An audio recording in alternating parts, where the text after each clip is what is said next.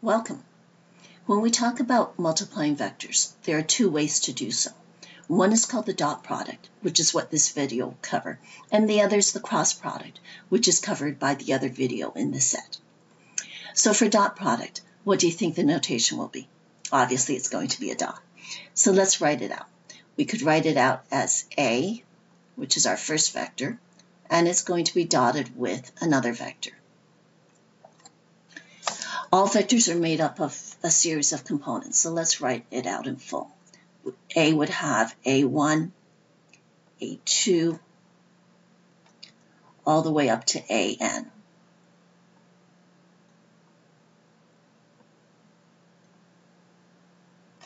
And we're going to dot this or multiply it with another vector. In this case, we're using B, so we'll have B1, B2, all the way up to Bn.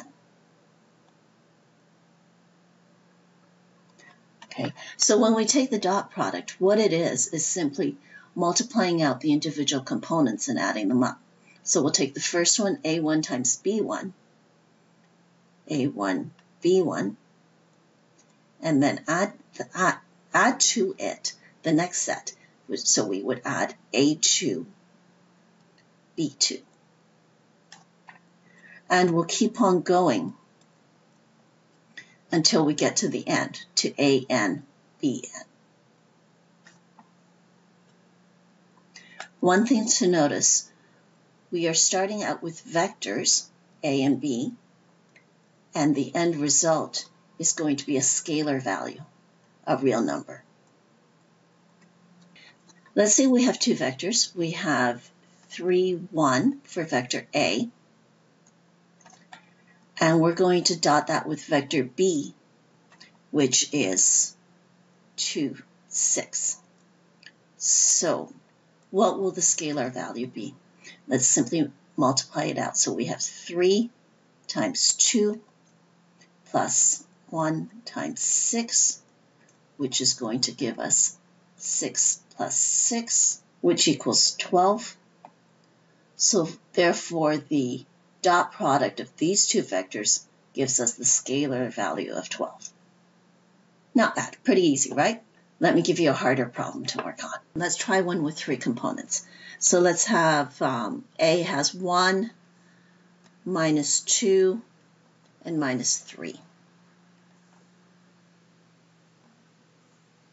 And we're going to take the dot product of that with B, and let's say that B has 3, 0, and 6. And let's find the dot product of these two vectors. What I'd like you to do is get out a piece of scrap paper and work this out on your own. Put me on pause while you do it, and then come back and we'll compare answers, okay? Welcome back. So what did you get? I got 1 times 3 plus negative 2 times 0 plus negative 3 times 6, which gives me 3 plus 0 minus 18. That's an 8, which equals minus 15.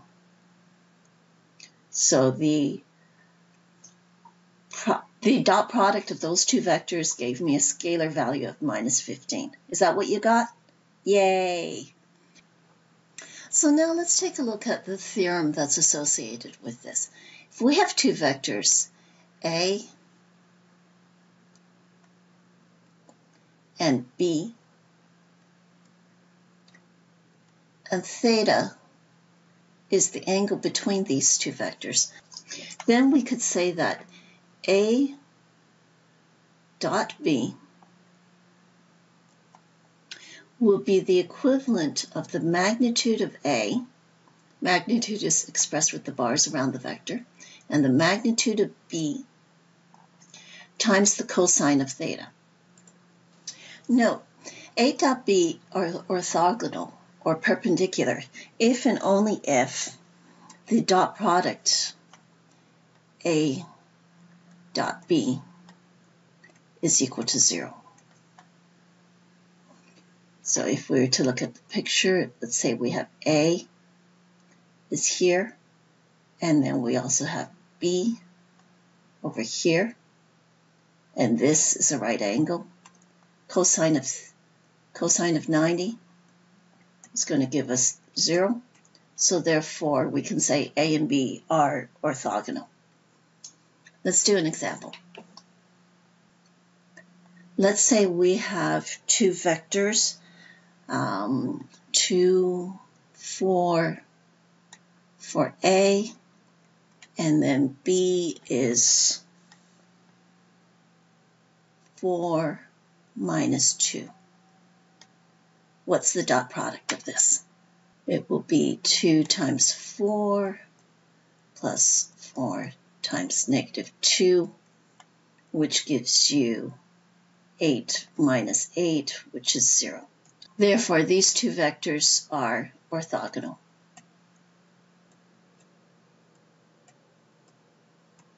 Okay, how about one more? What if we have 3 components to it? Let's say we have 5, 0, 1 dotted with 2 minus 2 minus 3.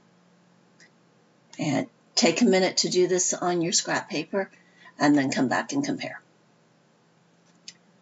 Welcome back. So I got 5 times 2 plus 0 times minus 2 plus 1 times minus 3 gives me 10 plus 0 minus 3, which gives me 7.